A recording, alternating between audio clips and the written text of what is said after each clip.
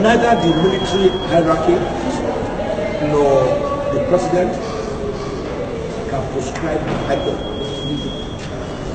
There are laid down rules and regulations.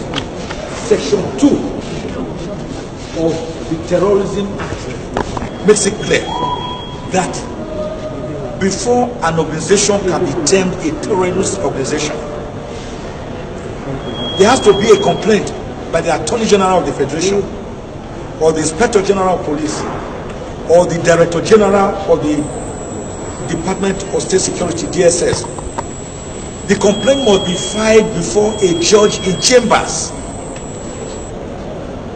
And before they even file this complaint, they have to seek the consent of Mr. President.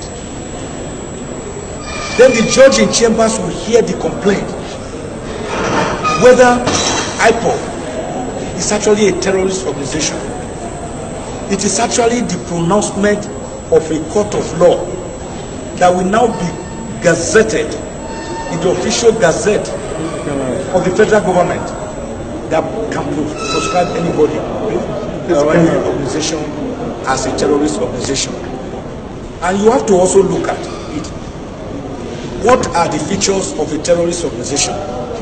They normally operate in camps, eerie camps, far removed from the people.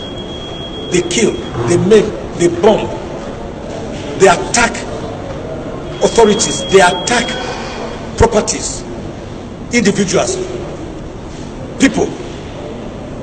Can you really say members of IPOB that do not even wear masks, that are wearing beret and marching on the streets, we are IPOB, we want a referendum, we want a Republic of Biafra, which have been recognized by various international instruments, United Nations International Instrument, African Charter on Human and People's Rights, charters on indigenous people, that people can demand for self-actualization, to pursue their economic, political, and cultural and social goals as they want.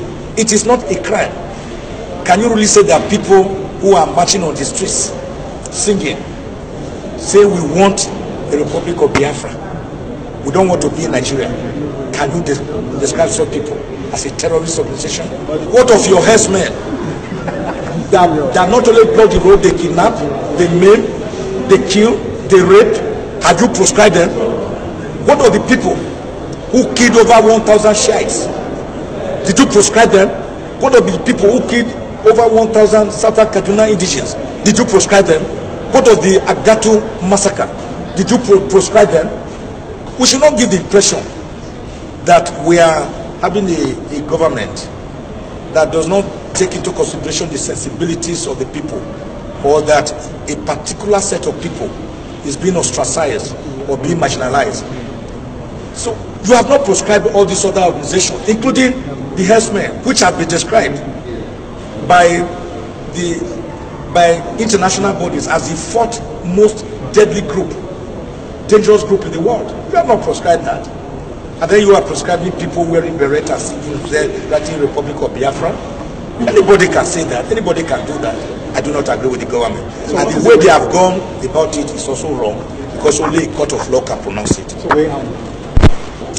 The way out is for the government to relax and know that this is a democracy and that people can agitate. You do not cure a serious ailment like leprosy with a balm meant for an eczema. The leprosy will again come back. Agitations have always been there.